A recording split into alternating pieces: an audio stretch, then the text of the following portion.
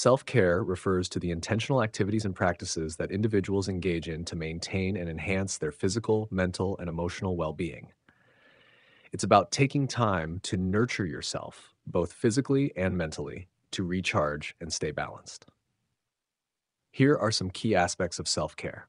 1. Physical self-care, regular exercise, adequate sleep, healthy eating, regular medical checkups, personal hygiene. 2. Mental and emotional self-care, stress management techniques, e.g., meditation, deep breathing, journaling thoughts and feelings, setting boundaries to protect your time and energy, seeking therapy or counseling when needed, engaging in hobbies or activities that bring joy.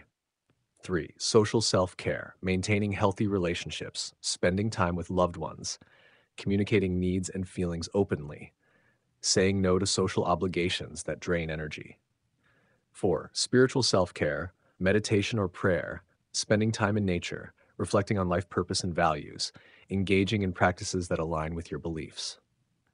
5. Professional self-care, taking breaks during work, setting realistic work goals, seeking professional development opportunities, maintaining work-life balance.